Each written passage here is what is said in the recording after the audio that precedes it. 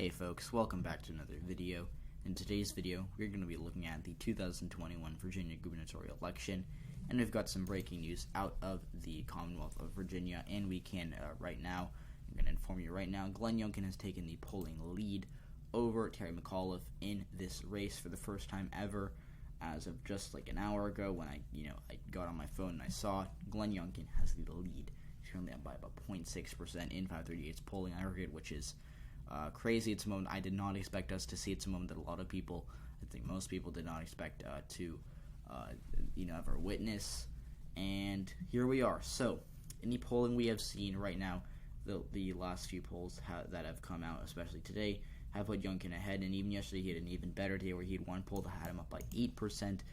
Otherwise, the polls had been fairly close, or McAuliffe was ahead in them, and even before, in September, McAuliffe was winning each poll by a pretty comfortable amount, except for I remember one outlier poll that had Youngkin up by 5. But right now in the polls, Glenn Youngkin does have the lead, and that is something that is quite interesting and something that I find to be very, very I would say interesting, but that would be redundant. But it's very, very intriguing to see that we have a Republican in Virginia. Just the final weekend before the election, that we've got a Republican winning this race, at least in the polls. And we're going to get into it right now and just look at some of these polls. But make no mistake, this race is more competitive than we thought it would be. This race is certainly in play for Glenn Youngkin, and even just a few weeks ago, I would have told you that this race is, very likely to go for Terry McAuliffe. I moved it down last week to lean Democrat, and I even said that I find it unlikely to find a scenario where I do move it down from lean Democrat to toss up or something like that. That's really being tested right now. I'm not gonna move it down from lean Democrat just because I don't want to fall for this, because I don't want to do what I did with the California recall, have it as likely Democrat. But what I will say is that Terry McAuliffe is running a very, very subpar campaign, and he I would say he needs to get his act together, but I think it's already too late, because this race should have been, at least D+5, and yet here we are contemplating whether Glenn Youngkin is going to win this race, and if so, by how much, and why he is ahead in the 538 polling aggregate that overestimated Democrats nationwide by up to 5% in some cases. So this will be very interesting to see. It'll be very interesting to see how this race turns out. But for now, all that I can say is that Glenn Youngkin certainly has a lead, which is impressive in itself. And his campaign has been solid so far. He had some bumps, and neither of these campaigns I think have been perfect, especially Terry McAuliffe's. But Glenn Youngkin, as of late, this past month, he performed well in that debate back at the end of September, and he performed. In the polls reflected that he gained after that debate, and now he has all the momentum in this race, and I think it is very likely that we do see this race come down to the wire, which I would not have I would not have envisioned that scenario 3 or 4 months ago. But like I said, here we are. So let's just get into these polls and just take a look at them. So the first thing that I want to look at is this Fox News poll that had Glenn Youngkin winning by 8%, which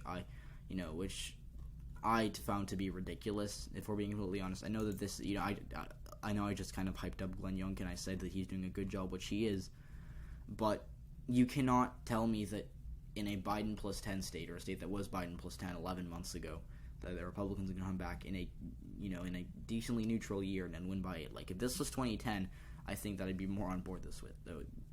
Like, if this was 2010, I think I'd be much more on board with this. However, that is not the case. And as I said, the polls are not good. And in 2020, we saw this where they overestimated Democrats. And, let me just say this, okay? So, I think we all learned after 2020 and 2016 too, but more 2020, the polls are garbage. Like, I do not try to be blunt on this channel. I generally try to be as, I try to sugarcoat things as much as I can. But the polls, I think we should take less with a grain of salt, and we should not even care about what they say, because what they missed 2020 so atrocious. It was so bad that you could have split those. If you took the polling leads you saw for Joe Biden, split them into eighths, gave Joe Biden like an eighth of what they were giving him, you still would have you still would have overestimated him by in cases up to 10%. Like it was so bad. Like we saw a poll in June that had him up, or that had Trump winning Arkansas by 2%. We had a poll in like September or something that had Trump winning West Virginia by 18. Like he won Arkansas by I think 26, 27. I have a poster in my room of like I will literally I'll get up and read off of it if I have to, but the polls missed Arkansas so badly, or that poll specifically did. They had Trump up by 2 and he ended up winning by like 27. It was awful. There was a poll that had him winning West Virginia by 18% and he won it by like 42. And people were saying, oh my gosh, if Trump's going to win West Virginia by 18%, then we're going to see Missouri flipping to the Democrats. We're going to see Montana being competitive. We're going to see Florida being safe Democrat. Like, no, that didn't happen. And the mistake that a lot of people made, and myself to a certain extent, I called 49 out of 50 states correctly, but I think some of the margins were off. But to a certain extent, I did this too, where we saw, if this poll is anywhere close to being correct, then Joe Biden's going to win easily. He won, but it was not easy. And if he'd done a couple dozen votes worse in a couple states, we'd have a totally different landscape right now. But the lesson that people learned from 2020 is not that the polls are wrong. It's that the polls overestimate Democrats, and if we see a good Republican poll, it's all well and good. But if we see a good Democratic poll, just disregard it. To a certain extent, that may be true. Like in 2020, I think polls that were, and I say this in quotes, good for Republicans, that had the race closer than most people thought. Those polls ended up being right, but they still weren't like Republican polls. Like they still weren't polls that had Trump winning Virginia by 8%, because that would have been crazy. And like before 2020, there was always skepticism of polls, and there is even more now. But like if a poll came out a year ago today that said that Trump was up by 8 in Virginia, I think that would have been, by some people, not by myself and most people, but I think some people would have said that it would have more weight than a Biden plus 8 poll in Virginia, just because polls overestimate Democrats. So if we saw that, and if Trump was up by 8 in Virginia, we'd say this is important. It means that Virginia's getting closer. It means that Trump's gonna potentially make a play for Virginia. But if we saw the Biden plus 8 poll in Virginia, we'd be like, oh, whatever, who cares? He'll win it by like 2. That's the thing that people are waiting from 2020. But we need to learn not only from 2020, but we need to learn from Georgia. We need to learn from California. What we should learn from those 3 things, between the election 2020, Georgia, and California, is not that the polls are going to overestimate Democrats, which they do a lot, but not always. It's just that the polls are flawed and that we should not care about what they say. And I mean that with like every fiber in my body, because before 2020, I wasn't a fan of the polls, but I was like, okay, well, they've got, if they provide some insight, well, now I generally do not care what they have to say. It's more important to look at what's going on in the country. Like I'd rather use my common sense to predict a race than look at what the polls say or try to average out try to create some sort of trend, because it's just not productive. Like Nate's the smartest person in the world.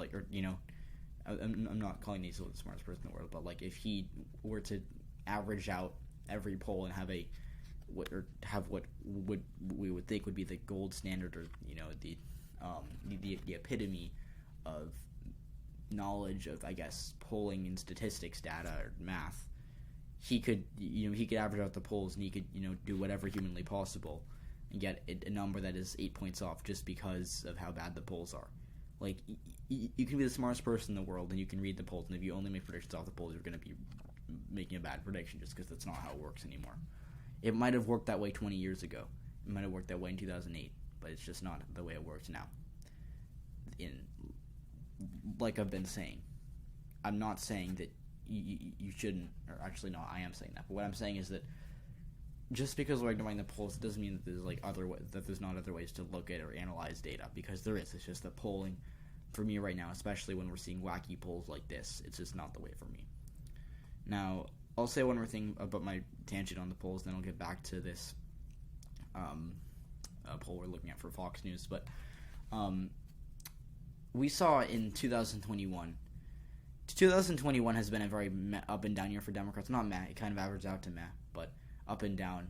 And I mean, they had big wins in Georgia and California and passing that stimulus check bill, but they've also had a lot of downs with Joe Manchin and Kyrsten Sinema kind of holding up Joe Biden's agenda, or at least looking like they're going to continue to do that. And another down of this year for being a Democrat, and it looks like this year is going to end on a kind of a sour note for Democrats. 2020 started off on a really good note where they won that Georgia runoff, those two Georgia runoffs in January 5th, and Joe Biden had I think strong approvals till maybe mid-July.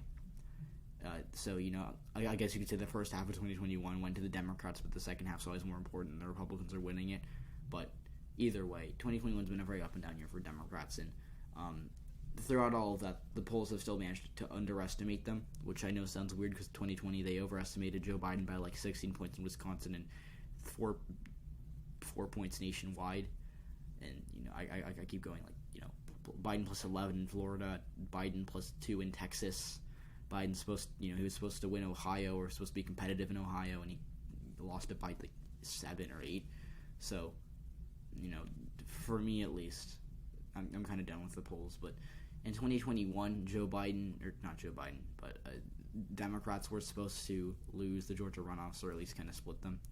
They won both of them. They outperformed the polls in both cases. In that 2021 New Mexico special election on like June 1st or whatever, I think it was June 1st, that race was supposed to be competitive, supposed to kind of narrow up, be a 5 to 10 point Democratic victory. I had it as like Democrat was 13 or 14. They won it by like 25 because Melanie Stansbury just outperformed so much that it didn't even matter what the polls say, because like the only poll we had like Democrats plus it was I'll pull it up right now actually, but yeah, it had Melanie Stansbury up over Mark Morez by 16, Elections Daily was kind of, I think, I will say that they're one of my favorite election newsletters or websites. I have them bookmarked on my computer, but they had Stansbury only, they had her up with only 49% of the vote, and was not really kind of, or at least was not a poll that ended up being accurate by any measure. So 2021 with Georgia and New Mexico, Democrats were underestimated. In California, the race was, I kid you not, and I'm sure all of it, like, we were not born yesterday. We remember in August of 2021 where the polls said the Democrats winning California, or I guess I shouldn't really say winning, it's not a win, but they were winning California by like under a point, and then a month later Gavin Newsom won it by like 25 and basically matched the 2018 margin. Like, we've seen this story before, and just because the polls missed in 2020 doesn't mean that they're going to miss the same way in 2021. The polls underestimated Republicans in 2020, yes, and it was bad. In 2021, they had California being a competitive race. They had the Democrats losing both the Senate races in Georgia. They had a new special election in New Mexico. They had the Democrat at 49% of the vote when they ended up winning by 25. We've seen this before. And, just because Glenn Youngkin's up by 3 in the most recent poll in Virginia, he's up by 8 from Fox News, which is a poll that overestimated Democrats in 2020, does not mean that they're going to overestimate them again. Pollsters are so scared of missing or of overestimating Democrats that they're going the complete other direction by up to 20% in some cases, and they've created a whole new polling miss that's even more, or that could be even more pronounced than the first to a certain scale. So the only issue that I like, the Fox News poll was not like the crosstabs aren't awful, there was some amount of wackiness, but it wasn't like anything different from other pollsters that we've seen that have been right in the past. I think once again I think they undersampled black voters by about a point or two, but again that doesn't matter too much in this case for this one poll. But what they had was the issue that they had, and really for all these polls, is that instead of sampling an electorate that was like Biden plus 10 like the state of Virginia was in 2020, they had the voters that they sampled voted for Donald Trump by 1%. That's like going to California, conducting a poll, and then having that sample be literally Trump plus 1. Like, if I asked 100 voters in California who they voted for, or who they planned to vote for in a recall election, and 51 of them had voted for Trump a year prior, of course I was going to get an inaccurate and flawed result. It's the same in Virginia. If you go to a Biden plus 10 state and then ask a group of people who voted for Trump collectively by about a percentage point, you're not going to get accurate information. You're just not. This poll could have been perfect other than that. It wasn't that bad other than that. But you don't know, like, you're not putting yourself in a in a position to conduct a good poll when you're missing the whole point of the poll by 11%. That's just not how polls work. If this poll had Youngkin up by 8 and they sampled a Biden plus 10 electorate, then I would have been a much more. I would have been much more willing to take this poll seriously. But what we're seeing right now, and I think what we're seeing with a lot of these polls, just I'll single this one out because it's the most, I guess, conspicuous, is that they're taking electorates that are not there and then saying that it's going to be the result. And Fox News will come out with more polls, I'm sure of it, by November 2nd. But this poll, I'm not even going to look. The second I saw the electorate they sampled voted for Donald Trump by 1%, I didn't care. Like I said, the poll could have been perfect with that, but when you have the electorate going the complete other way by 11%, it's just not worth my time. It's really not, right?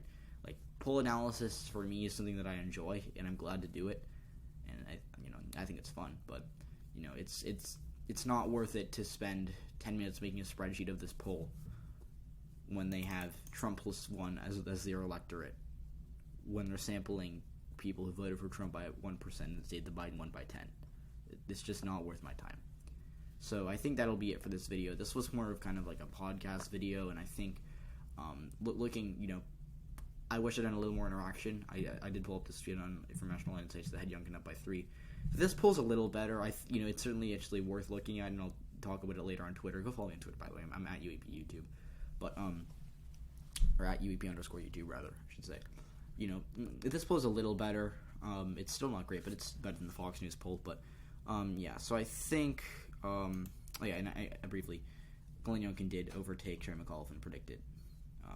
As of right now, he is it's 53-52 in his favor in terms of what you can bet on. So, I do not bet, but if I were a betting man, I'd buy high on Terry McAuliffe right now, just so you guys know. But for right now, I'm not going to move this race down from lean Democrat. I'll release a final prediction. I think that'll come out the morning of November 2nd, but I think that's going to be it for me. Yeah, all right. Thanks for watching. As always, have a great rest of your day. See you in the next one.